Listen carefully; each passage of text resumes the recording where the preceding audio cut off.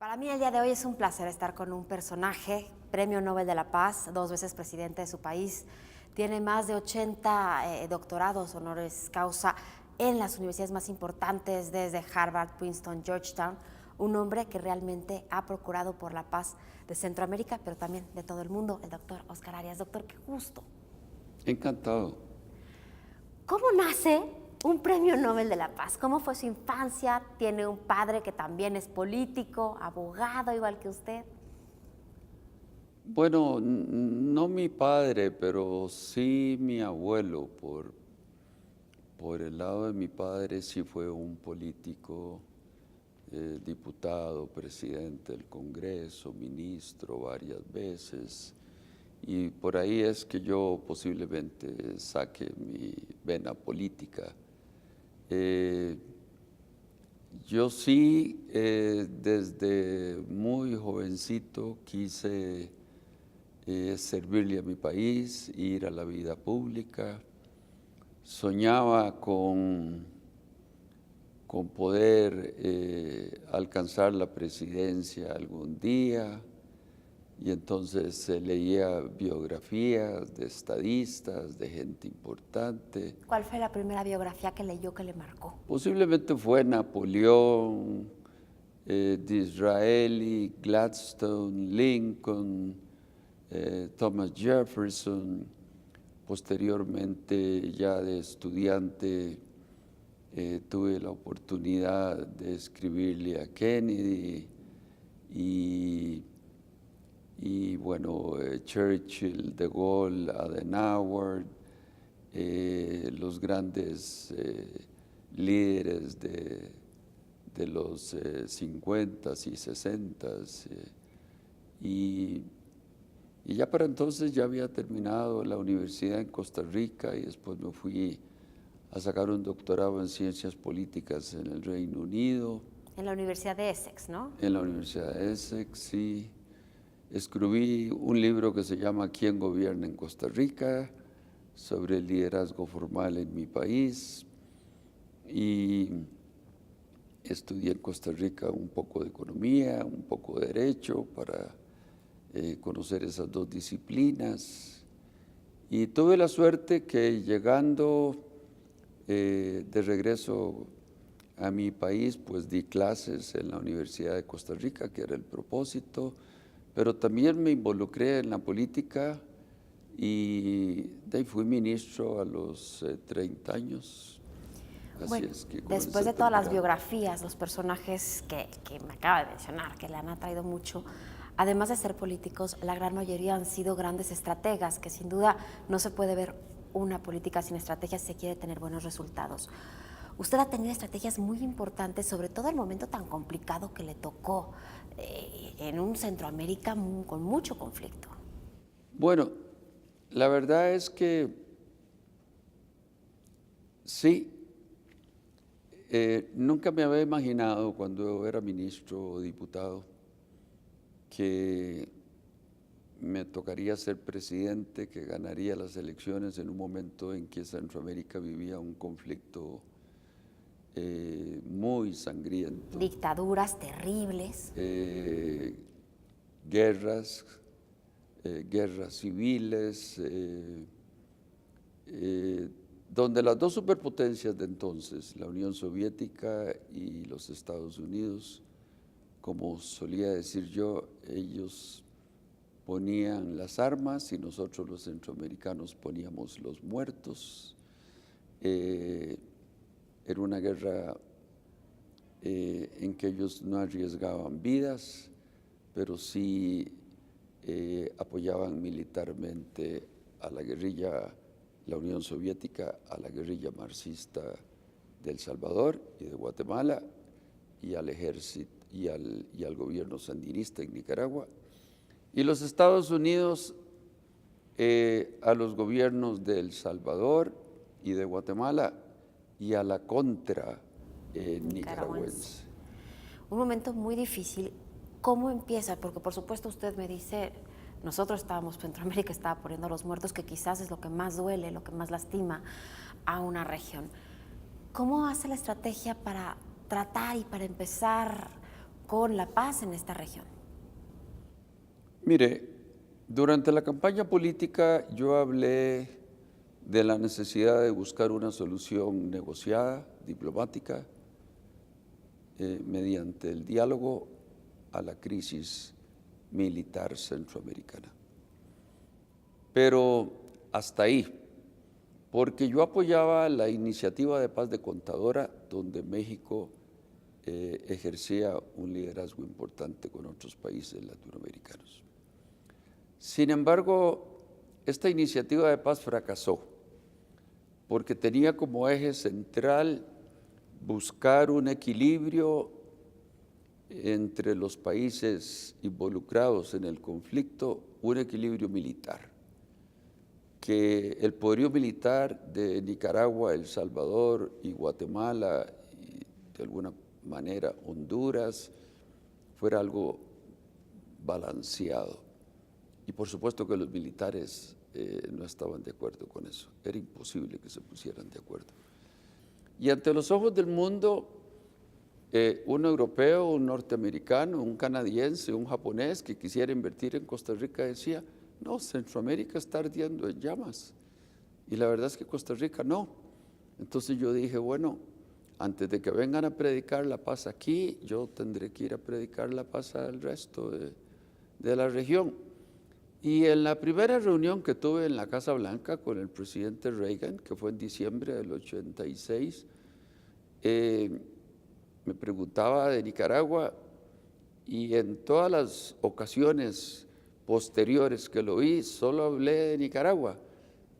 Al final le dije, algún día creí que íbamos a poder hablar de Costa Rica, pero no, él estaba obsesionado con la contra, con la ayuda militar a la contra, quería sacar a tiros a los sandinistas del gobierno en Managua, y esa obsesión lo llevó a decir, por ejemplo, que la contra era el equivalente moral de los Founding Fathers de los Estados Unidos.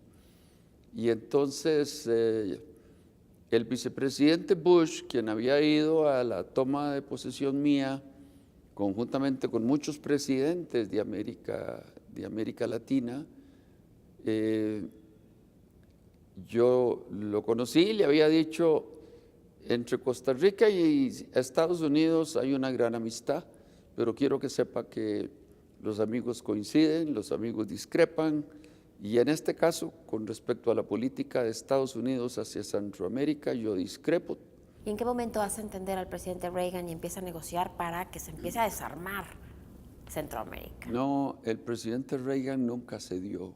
El presidente Reagan terminó su periodo convencido de que la única salida para terminar con los conflictos era una salida militar y no diplomática.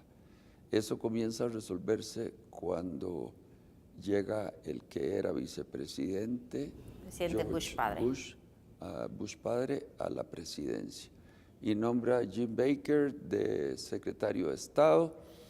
Yo tenía una gran amistad con él porque había sido Chief of Staff durante el gobierno de Reagan, había sido ministro del secretario del Tesoro y me había ayudado porque hay algo que debo decirle que fue muy importante.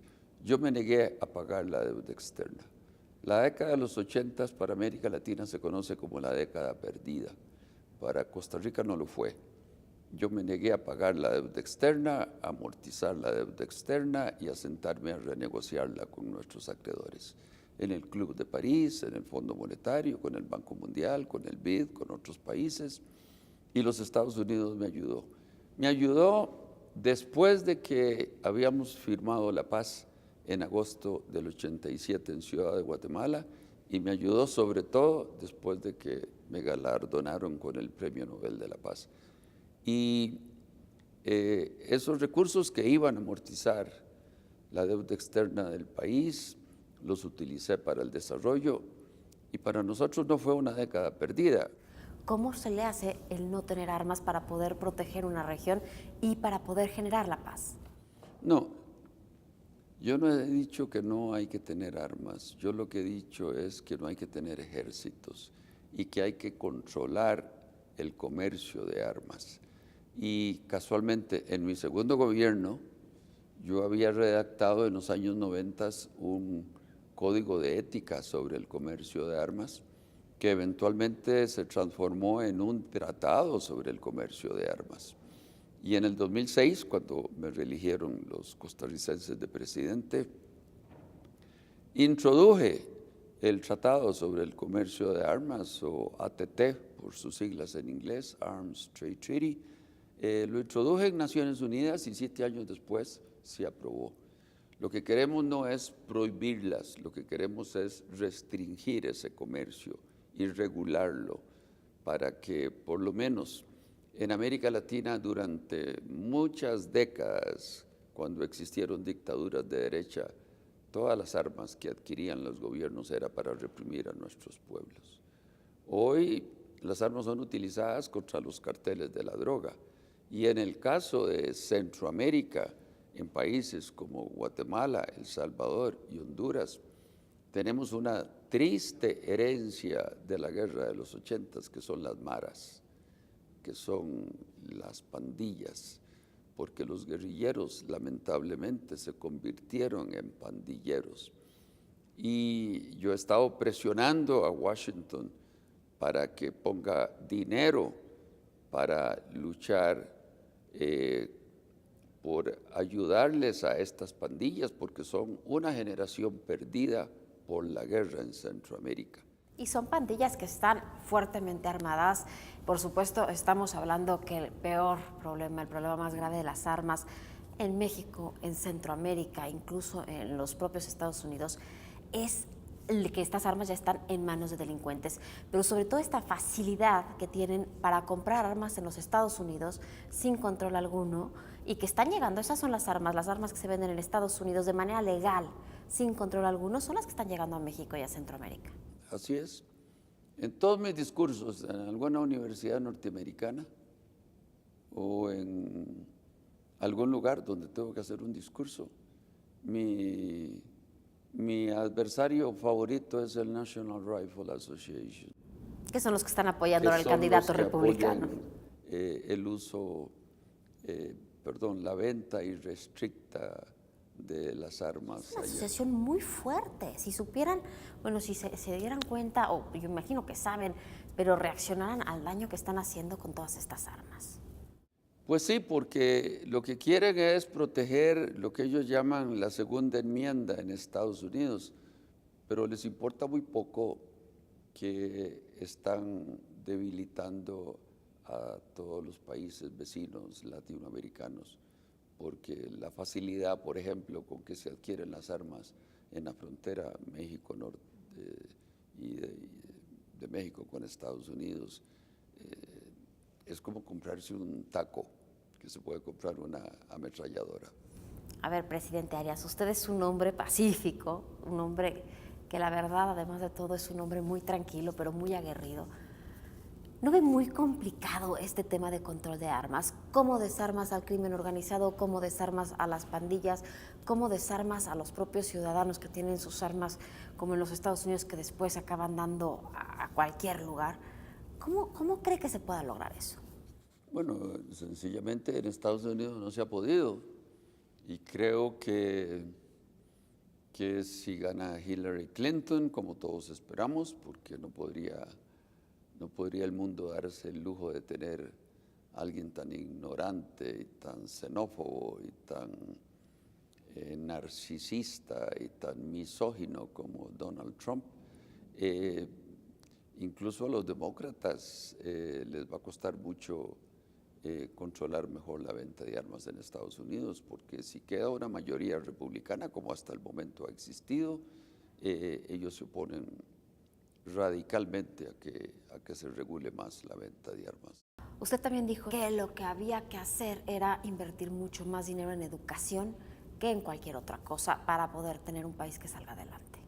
Yo creo que América Latina no ha logrado dar el salto al desarrollo como lo han hecho los países asiáticos, algunos de ellos. ¿Por qué? Por la mala calidad de la educación.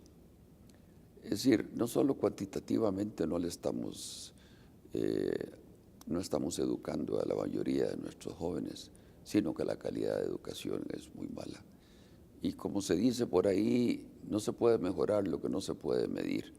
Ustedes aquí en México ya pasaron legislación para medir los conocimientos de los educadores y sin embargo ahí están protestando los gremios porque no quieren. No se quieren someter a que se mida el conocimiento de cuánto de matemáticas sabe el profesor de matemática o cuánto de física sabe el profesor de física o cuánto de inglés sabe el profesor de inglés, porque sabe muy poco. Y con esa mala calidad de la educación, en los análisis de PISA, las evaluaciones de PISA que hace la OCDE, América Latina sale muy mal. De tal manera que estamos compitiendo con Corea del Sur, que a veces sale de número 1, de número 2, de número 3, con Singapur igual, Finlandia, que generalmente es el número 1. Le voy a contar una anécdota que le leía a Felipe González. Yo he estado muchas veces en Finlandia, pero le leí a Felipe González, el expresidente español, que decía que en algún momento le pusieron una guía cuando fue a Helsinki, y él le preguntó a la guía, ¿qué estudió usted? Y ella le dice, yo estudié Relaciones Internacionales. ¿Y por qué estudió Relaciones Internacionales? Y ella le contesta, porque las notas de mi universidad no eran tan buenas para hacerme educadora. En América Latina es todo lo contrario. La calidad de la gente que va a la educación lamentablemente no es la mejor. En Finlandia son los mejores graduados los que el gobierno escoge para que sean educadores. Y es inconcebible que una maestra no tenga una maestría. Aquí en América Latina no ese es el caso.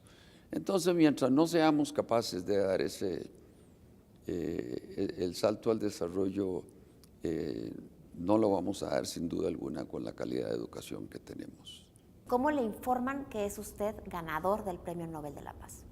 Bueno, estaba yo con mi esposa y mis hijos en una playa, bastante aislado, y me llaman en la madrugada para decirme que había recibido el Premio Nobel de la Paz. A mí me costó creerlo porque yo ignoraba que había sido nominado. Debo decirle que en el año 87, estando en Harvard, en Boston, llegaron montones de estudiantes latinoamericanos a decirme que me querían nominar. Y yo les dije, ya venció el periodo, háganlo para 1988. De tal manera que en el 87 yo no lo podía creer porque no sabía que me habían nominado 4 suecos. 4 suecos a quienes yo no conocía. Y sin embargo, bueno, fueron ellos los que pensaron, aquel señor que está allá en Centroamérica, en ese pequeño país que se llama Costa Rica, que no tiene ejército, que ha tenido la valentía de enfrentársele a Ronald Reagan y a Mikhail Gorbachev, lo vamos a nominar. Y así fue, ellos fueron los que me nominaron. ¿El día más feliz de su vida cuál ha sido? Pienso que uno de los días más felices fue casualmente el día que firmamos el Plan de Paz, los 5 presidentes en Ciudad de Guatemala, porque el mundo no lo esperaba. Las diferencias entre, por ejemplo, Napoleón Duarte y Daniel Ortega eran tan grandes que nadie vaticinaba que íbamos a llegar a un acuerdo. Yo les había dicho, porque en una biografía de Franklin Delano Roosevelt había leído que cuando tenían problemas 2 ministros, él los encerraba y les decía, no los dejo salir hasta que lleguen a un acuerdo. Les dije a mis colegas centroamericanos, yo los voy a encerrar y de aquí no salimos hasta que lleguemos a un acuerdo. ¿Y cuánto tiempo se tardaron en salir? Muchas horas de mucha discusión. Estábamos los 5 presidentes solos, no había cancilleres. De tal manera que teníamos que ceder nosotros, teníamos que ser flexibles nosotros, teníamos que saber transigir nosotros, porque teníamos el destino de 40 millones de centroamericanos en nuestras manos. Yo apelé a esa responsabilidad y les dije, Si fracasamos y no llegamos a un acuerdo, la guerra continúa. Y ya han muerto suficientes hermanos centroamericanos. Ya es hora de que firmemos un plan de paz para comenzar a negociar ceses de fuego. Y entonces creo que toqué la conciencia, la responsabilidad, el corazón de cada uno de ellos, como para no salir de ese cuarto sin haber llegado a ese acuerdo. Y esa determinación de decir se quedan, porque si no, no hubieran logrado. Qué maravilla poder consensuar de esa manera y poder con pensamientos y con opiniones totalmente encontradas llegar a un acuerdo. Pues sí, es más fácil hacer la guerra que hacer la paz. Sin duda. En una negociación uno no consigue lo que quiere, sino lo que puede. Y por eso es que hay que llegar preparado anímicamente a ceder, no con la arrogancia de creer que cada uno de nosotros tenía la verdad, ¿no? Hubo que hacer concesiones y fue porque hicimos esas concesiones y yo exigía que hubiera concesiones para poder avanzar en la negociación, fue que finalmente logramos el acuerdo. Y como han dicho los manejadores de crisis más importantes del mundo, en ninguna negociación se gana todo o se pierde todo, simplemente hay que llegar a distintos acuerdos. ¿Y el día más triste de su vida, presidente? Bueno, he tenido una vida muy llena de satisfacciones, posiblemente el haber tenido a los 2 hijos que tengo son esas satisfacciones grandes que la vida me ha dado, el haber tenido la oportunidad de servirle a los costarricenses en 2 oportunidades cuando me hicieron presidente, pero posiblemente el día más triste sea el día que perdí a mis padres. Sí. Compléteme esta frase. ¿Cómo se define? El doctor Óscar Arias es... Es un poco cliché, pero un hombre de paz, que lucha por la paz en el mundo y que cree que muchos de los conflictos que existen todavía en el mundo se pueden terminar al lado de una mesa y no en los campos de batalla, como lamentablemente ha sucedido en los últimos años en Irak, en Afganistán, hoy en Siria. La verdad es que el acudir al uso de la fuerza militar tiene que ser el último recurso. Antes tenemos que intentar con la diplomacia terminar con los conflictos en el mundo de hoy. Y por eso es que creo que es quizás no ejemplo de valentía, sino de cobardía, comenzar a disparar sin antes intentar una negociación para terminar con los conflictos militares en el mundo de hoy. Muchísimas gracias. Encantado, encantado.